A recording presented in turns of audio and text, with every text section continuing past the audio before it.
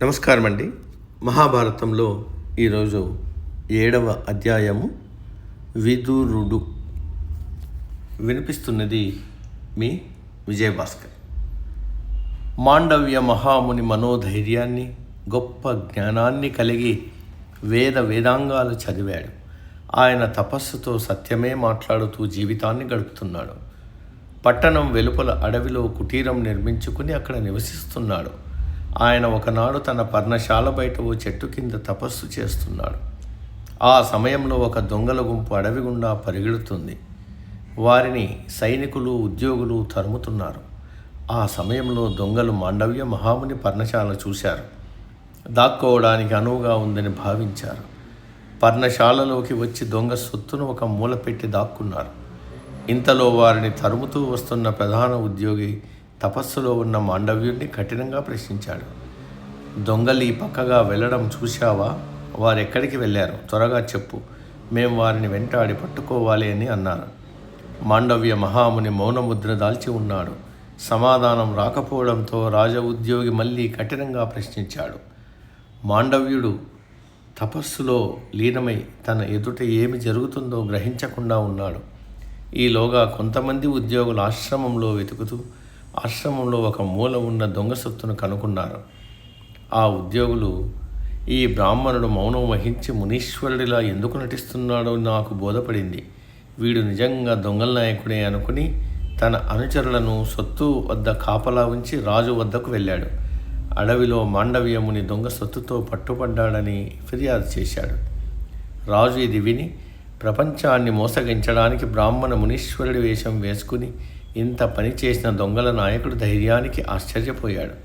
దీనిపై ఎలాంటి విచారణ జరపకుండానే, మరో ఆలోచన చేయకుండానే దొంగల నాయకుడైన మాండవ్యుడికి శిక్ష వేయాలని రాజు ఉత్తర్వు ఇచ్చాడు. రాజ ఉద్యోగి మాండవ్యుడి ఆశ్రమానికి వచ్చి ఒక వాడిగల ఈటె మొనపై కూర్చోబెట్టి శిక్ష వేశాడు. సొత్తును తీసుకెళ్లి రాజుకు అప్పగించారు. మహారుషి మాండవ్యుడికి తీవ్రమైన శిక్ష వేసినప్పటికీ మరణించలేదు. శిక్ష వేసిన సమయంలో ఆయన తపస్సులో ఉన్నందున ఆ యోగ బలం వల్ల ఆయనకు మరణశిక్ష సంభవించలేదు. ఆ అడవిలో ఉన్న ఇతర మునులు మాండవ్యుడి పర్ణశాలకు వచ్చి పరామర్శించారు. వారిని ఉద్దేశించి నేనెవరిని నిందించను. ఈ ప్రపంచాన్ని ఏలే రాజు ఉద్యోగులు నాకు ఈ శిక్ష విధించారని మాండవ్యుడు చెప్పాడు. శిక్ష వేయబడిన ముని ఇంకా బతికే ఉన్నాడని, ఆ అడవిలోని ఇతర మునులు ఆయన చుట్టూ చేరారని విని రాజు ఆశ్చర్యపడి ఆ తర్వాత భయాందోళన చెందాడు. తక్షణమే తన అనుచరులతో అడవికి వెళ్ళి మాండవ్యుడిని కొరత నుంచి విముక్తి చేశాడు. తర్వాత రాజు మాండవ్యుడి కాళ్ళపై పడి తాను అజ్ఞానంతో తప్పు చేశానని క్షమించాలని మొరపెట్టుకున్నాడు.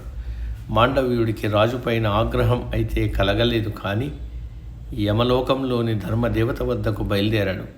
యమలోకంలోని సభలో సింహాసనంపై కూర్చుని అభియోగాలను విచారిస్తున్న యమధర్మరాజును ప్రశ్నించాడు. రాజు నాకు కఠిన శిక్ష విధించడానికి ఇదివరలో నేనేమైనా నేరాలు చేశానా? అవేమిటి అని ప్రశ్నించాడు. యమధర్మరాజు మాండవ్యుడి మహత్తు తెలిసినవాడు కావడంతో నమ్రతగా సమాధానం చెప్పాడు. నీవు పక్షులను, ఈగలను బాధ పెట్టావు. మనము చేసిన స్వల్ప మంచి పనైనా చెడ్డ పనైనా వాటి మంచి చెడు బట్టి ఫలితాలు వస్తాయని నీకు తెలియదా అని యమధర్మరాజు అన్నాడు. ఈ సమాధానానికి మాండవ్యుడు ఆశ్చర్యపోయాడు. ఈ నేరం నేనెప్పుడు చేశానని ప్రశ్నించాడు. యమధర్మరాజు కలిగించుకుని, నీవు చిన్న పిల్లాడుగా ఉన్నప్పుడు అని చెప్పాడు. దీంతో ఆగ్రహం చెందిన మాండవ్యుడు యమధర్మరాజును శపించాడు. పసివాడిగా ఉన్నప్పుడు అజ్ఞానంలో చేసిన తప్పులకు నీవు వేసిన శిక్ష అత్యంత కఠినంగా ఉంది, కావున నీవు మానవలోకంలో జన్మించు అని శపించాడు.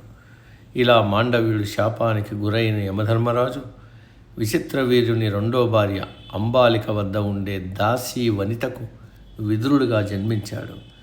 విదురుడు ధర్మదేవత యమధర్మరాజు అని చెప్పడానికి ఈ కథ చెప్పాల్సి వచ్చింది. ప్రపంచంలోని మహానుభావులందరూ విదురుణ్ణి మహాత్ముడని, ధర్మశాస్త్రాలు తెలిసినవాడని, రాజ్య పాలనలో గొప్ప నిపుణుడని, ఇతడికి సాటి మరెవ్వరూ లేరని, కోపం లేనివాడని అనేవారు. బాల్యంలోనే విదురుణ్ణి రాజైన ధృతరాష్ట్రుడికి ప్రధానమంత్రిగా భీష్ముడు నియమించాడు. ముల్లోకాల్లో ధర్మ జ్ఞానాల్లో విదురుడితో సమానులు లేరని వ్యాసుడు చెప్పాడు. ధృతరాష్ట్రుడు రాజకుమారులు ద్యూతమాడటానికి ఆజ్ఞ ఇచ్చినప్పుడు విదురుడు రాజు పాదాలపై పడి ద్యూతం వద్దని విన్నవించాడు. ఓ రాజా, ప్రభు, ద్యూతమాడటానికి మీరిచ్చిన ఆజ్ఞ నాకు సమ్మతం కాదు. ఈ ద్యూతం మీ కుమారుల్లో క్రోధము, కక్ష పురిగొల్పుతుంది. దయ ఉంచి మీ ఆజ్ఞను వెనక్కి తీసుకోండి అని విదురుడు వేడుకున్నాడు. ధృతరాష్ట్రుడు కూడా దుర్మార్గుడైన తన కుమారుడు దుర్యోధనుడికి ద్యూతం వద్దని అనేకసార్లు చెప్పాడు. మీరు ఈ ద్యూతం వద్దు, ఆడవద్దు. విదురుడికి ఇది ఇష్టం లేదు. విదురుడు గొప్ప జ్ఞాన సంపన్నుడు, ఎప్పుడూ మన మేలు కోరేవాడు. ఈ ద్యూతం మూలంగా మీ ఉభయుల మధ్య కక్ష, పగ, శత్రుత్వం పెరుగుతాయి. వాటి వల్ల మన రాజ్యం కూడా దగ్ధమవుతుందని విదురుడు చెప్తున్నాడు అన్నాడు. కానీ దుర్యోధనుడు ఆ మాటలను లక్ష్య పెట్టలేదు.